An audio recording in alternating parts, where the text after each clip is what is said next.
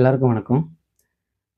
விஜய் அவர்கள் நேத்து திருச்சியில ஒரு கூட்டம் போட்டிருக்காப்புல. அவங்க ரசிகர்களுக்கான ஒரு கூட்டம் போட்டிருக்காப்புல.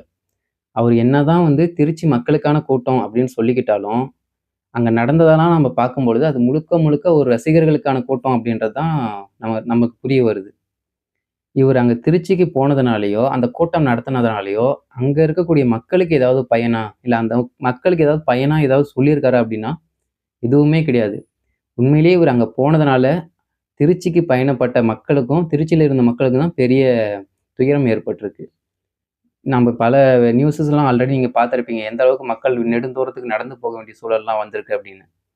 சரி இது ஒரு பக்கம் இருக்க, அந்த மீட்டிங் அவர் போட்டு என்ன பேசியிருக்காருன்னு கேட்டா, அவ்வளவும் வன்மம், ஒரு அரசியலற்ற தன்மை, அதாவது ஒரு தலைமைக்கான பண்புகளே இல்லாம பேசக்கூடிய ஒரு மனிதன் எப்படி பேசுவானோ அப்படி பேசியிருக்காரு. அதுக்கெல்லாம் மீறி போயி, அவருடைய தற்குறி கூட்டத்த ஒரு தவறான பாதைக்கு தள்றதுக்கு, அ ஒ தவறான பாதைக்கு தள்றதுக்கான பேச்சுக்கள் எல்லாத்தையுமே அவர் பேசியிருக்காப்புல.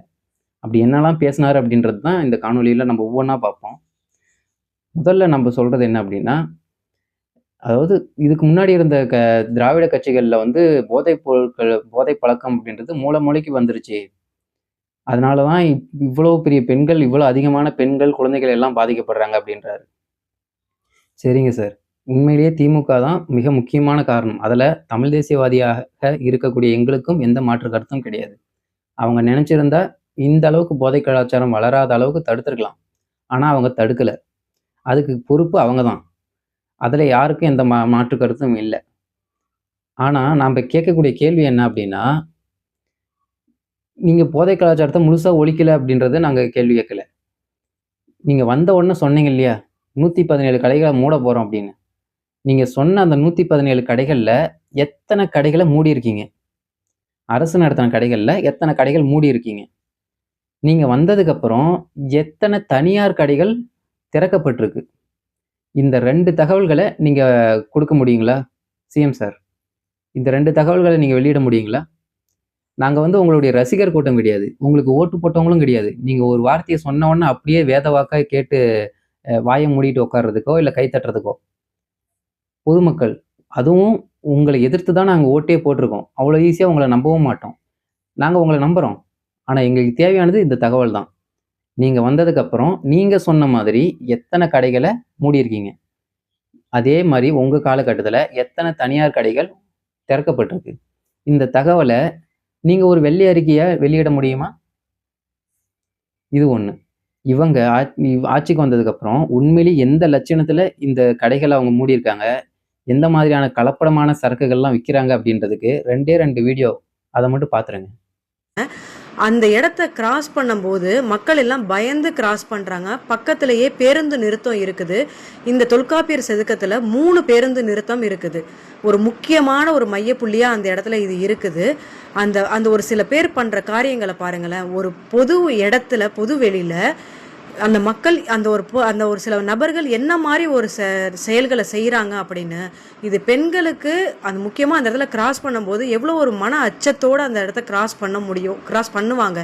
எல்லார் கண்ணுக்கும் தெரிகிற மாதிரி ஒரு நடைமேடைக்கு மேலே நின்று அந்த மதுபானங்களை அருந்துறாங்க. அதுக்கு பக்கத்துலேயே பெண்கள் அந்த பேருந்து நிறுத்தத்தில் தள்ளி போய் இன்னொரு கடவாசலில் நிற்கிறாங்க.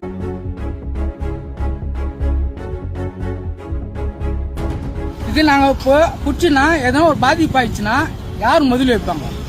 சேல்ஸ்மேன் தான் சொன்னாரு. சேல்ஸ்மேன் சொல்றேன் போய் கேட்டதுக்கு இந்த கம்பெனி போய் கம்ப்ளைண்ட் கொடுங்க அப்படின்னு. நீங்க பார்த்துருப்பீங்கல்ல இந்த 2 வீடியோ. எவ்வளோ மோசமாக தமிழ்நாடு இருக்கு அப்படின்றதுக்கு இந்த 2 வீடியோ ஒரு சாட்சிகள். சரி இது ஒரு பக்கம். இன்னொரு பக்கம் அவரு என்ன சொல்றாரு அப்படின்னா, எனக்கு ஓட்டு போடுறதுக்காகவும், தாவேகாவுக்கு ஓட்டு போட்டதுக்காகவுமே இந்த மக்கள் ஏன் நீங்க தற்குறின்னு சொல்றீங்க அப்படின்றாரு. உண்மையிலேயே ஏன் நாங்க தற்குறின்னு சொல்றோம் அப்படின்றதுக்கு காரணம் இருக்கு இல்லையா? அந்த காரணத்த அந்த மீட்டிங்லயே நமக்கு கிடைக்குது. ஒண்ணும் இல்ல இவரு ஒரு வார்த்தை சொல்றாப்புல. நான் ஏன் கோட் சூட் போடுறேன் அப்படின்றதுக்கு இவரு ஒரு விளக்கம் குடுக்குறாப்புல. என்ன சொல்றாரு அப்படின்னா, மக்கள் மனசு மாதிரியே வெள்ளையும் கருப்புமாக இருக்கணும். அத நான் பிரதிபலிக்கணும். அதுக்காக தான் நான் இந்த கோட் சூட்ட போடுறேன் அப்படின்றாப்புல. கேட்கிற யாருக்காவது ஏதாவது புரியுதா? மக்கள் மனது மாதிரியே வெள்ளையும் கருப்புமா இருக்கணுமா? அதுக்காக தான் அவரு அந்த கோட் சூட்ட வெள்ளையும் கருப்போட போடுறாராம். இத உண்மையிலேயே கேட்டா நமக்கு எதுவுமே புரியல. ஒருவேளை இல்ல மக்கள் மனசு வந்து ரொம்ப தூய்மையானது. அதனால தான் நான் வெள்ள சட்டை, வெள்ள வேட்டி போடுறேன் அப்டின்னா கூட ஓகே. ஏன்னா வெண்மை அப்படின்றதே வந்து தூய்மையை குறிக்கும். கருப்பு அப்படின்றது வந்து ஒரு தீண்டாமை, தீய செயல்கள். அந்த தீயதை குறிக்கிறதுக்கு தான் கருப்பு அப்படின்றத நம்ம பயன்படுத்துவோம். அதனால தான் பல இடங்கள்ல அந்த கண்டன குரல்கள் எழுப்புற இடங்கள்லாம் பெரும்பாலும் நம்ம கருப்பு பயன்படுத்துவோம். சரி இப்படி இருக்கையில, இவர் வந்து போற போக்குல வந்து மக்களுடைய மனசு வெள்ளையும் கருப்புமாக இருக்கு. அதுக்கேத்த மாரி தான் நான் அத பிரதிபலிக்கிற விதமா போடுறேன் அப்படின்னா, இவரு என்ன சொல்ல வராரு? அதாவது நல்ல மனிதர்கள் இருக்காங்க, கெட்ட மனிதர்கள் இருக்காங்க. 2 பேத்துக்கும் சேத்த மாதிரி நான் போடுறேன் அப்படின்னு சொல்ல வராரா? இல்ல 2 பேரையும் ஆதரிக்கிறேன் அப்படின்னு சொல்ல வராரா? அப்படி 2 பேரையும் ஆதரிக்கிறீங்க அப்படின்னா, அப்ப இதுவரைக்கும் அந்த தப்பு பண்ணக்கூடிய எல்லாரையும் நீங்க ஆதரிக்கிறீங்களா? இல்ல தீய எண்ணம் கொண்ட எல்லாரையும் நீங்க ஆதரிக்கிறீங்களா? ஒண்ணும் புரியல சிஎம் சார். நீங்க தான் விளக்கம் குடுக்கணும். நீங்க இப்படி எந்த ஒரு விளக்கமும் குடுக்காம, சும்மா ஒரு சினிமா டயலாக் மாரி சொல்லிட்டு போன ஒரு வார்த்தைக்கு, சிந்திக்காம கீழ உட்காந்துக்கிட்டு ஒரு பெரும் கூட்டமா திரளா நின்னுகிட்டு, உட்காந்துக்கிட்டு அவங்க கை தட்டினாங்க இல்லையா? சிரிச்சு ரசிச்சாங்க இல்லையா? எந்த சிந்தனையுமே இல்லாம, சும்மா எதுக்கு சொன்னாலும் கை தட்டினாங்க இல்லையா? அதுக்கு தான் அவங்கள நாங்க தற்குறிகள் அப்படின்றோம். இப்போ உங்களுக்கு புரிஞ்சுதா சிஎம் சார்? ஏன் நாங்க உங்களுடைய ரசிகர்கள, உங்களுக்கு உங்க பின்னாடி வர கூட்டத்த தற்குறிகள்னு சொல்றோம்னு புரியுதுங்களா?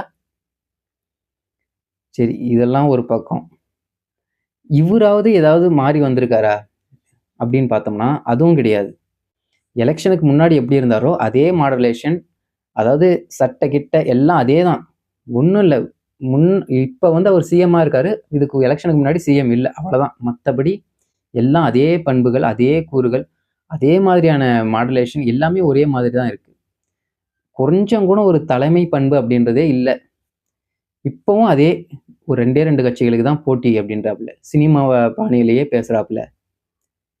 இதெல்லாம் கேட்கறதுக்கு நாங்க வந்திருக்கோமா? இதெல்லாம் தாண்டி அவங்க ரசிகர்கள அவரு தூண்டி விடுறாப்புல. ஏதாவது மக்கள் வந்து என்கிட்ட சொல்லிட்டாங்க, "விஜய், நீங்க வந்து இப்போ சிஎம் ஆயிட்டீங்க. அதனால நீங்க போய் யாருக்கும் விளக்கம் குடுக்காதீங்க. உங்கள பேசுறவங்கள நாங்க பேசிக்கிறோம்" அப்படின்னு மக்கள் என்கிட்ட சொல்லிட்டாங்க அப்படின்றாரு. இவரு என்ன சொல்ல வர்றாருன்னு பார்க்கிறவங்களுக்கு புரியுதுங்களா? ஏன்னா, இவரு என்ன சொல்ல வர்றாரு அப்படின்னா, மக்கள் என்கிட்ட சொல்லிட்டாங்க. உங்கள பேசுறவங்கள நாங்க பேசிக்கிறோம் அப்படின்னு மக்கள் என்கிட்ட சொல்லிட்டாங்க அப்படின்னு சொல்றது மூலியமா, அவர் ரசிகர்கள தூண்டி விடுறாரு. எனக்காக நீங்க போய் பேசுங்க. அவனுங்க ஏற்கனவே உங்களுக்காக பல பேர் அசிங்க அசிங்கமா, கொச்சையா பேசிக்கிட்டு இருக்கானுங்க. ஒரு அடிப்படை நாகரிகம் அப்படின்னா என்னன்னே தெரியாம பேசிக்கிட்டு இருக்கானுங்க. எரியிற தீயில எண்ணெய ஊத்துற மாதிரி, திரும்ப அந்த தற்கொலை கூட்டத்துக்கிட்டயே போயி, எனக்காக நீங்க பேசுங்க அப்படின்னு இன்டைரக்ட்டா தூண்டி விடுறாப்புல. அப்படி தூண்டி விடுற ஒரு வேலைய பார்த்துப்புட்டு தான் கான்ஃபிடன்ஸா இருங்க. நம்பிக்கையோட இருங்கன்றாப்புல. எப்படி கான்ஃபிடென்ட்டா இருக்க முடியும்? இப்படியெல்லாம் வந்து ஏற்கனவே ஒரு மோசமான கூட்டத்த இன்னும் மோசமாக நீங்க மாத்தி விட்டு போனீங்கன்னா, எப்படி நம்ம கான்ஃபிடென்ட்டா இருக்க முடியும்? கான்ஃபிடென்ட்டா இருக்கலாம். எதுல தெரியுங்களா? இந்த கூட்டம் திருந்தவே திருந்தாது. தமிழ்நாடு நாசமா போகப்போது அப்படின்றதுல வேணா நம்ம கான்ஃபிடென்ட்டா இருக்கலாம். வேற எதுல கான்ஃபிடென்ட்டா இருக்க முடியும்? இப்படி ஒரு முதல்வர் நமக்கு கிடைச்சத வச்சு யாரு நம்மள நகைச்சாலும் சரி, அது ஆந்திரா, கர்நாடகா, கேரளா, வடவர்களே நம்மள நகைச்சு பேசினாலும், தலை மேல தட்டிக்கிட்டு போ வேண்டிய வே விதிகள் இழந்து இருக்கிற மக்களா தான் நம்ம இருக்கோம். இப்படி ஒரு சிஎம் நமக்கு. ம். பார்ப்போம். இது எங்கிட்டு போய் முடிய போகுது அப்படின்னு. உண்மையிலேயே இந்த மாதிரியான ஒரு சிஎம் இருக்கிற வரைக்கும், இந்த மாதிரியான ஒரு பெரும் தற்கொலை கூட்டம் இன்னும் மோசமான ஒரு பெரும் கூட்டமா தான் மாறிக்கிட்டு இருக்கும். அது மாறாம இருக்கக்கூடிய நல்லொழுக்கம் இருக்கக்கூடிய மக்களையும் நம்ம காப்பாத்தணும். இங்க ஒரு பெரும் கூட்டம் நல்ல ஒழுக்கம் உடைய மக்களாக மாறி வரணும். அடுத்த தலைமுறை வந்து உண்மையிலேயே இந்த தற்கொலை கூட்டத்தோட போய் சேராம இருக்கணும் அப்படின்னா, இது மாரி பலரும் தொடர்ந்து அவர்களுடைய கருத்துக்கள நாம பதிவிட்டுக்கிட்டே தான் இருக்கணும். அப்படி இருந்தா மட்டும் தான் இந்த சமுதாயத்த நம்ம காப்பாத்த முடியும். நன்றி.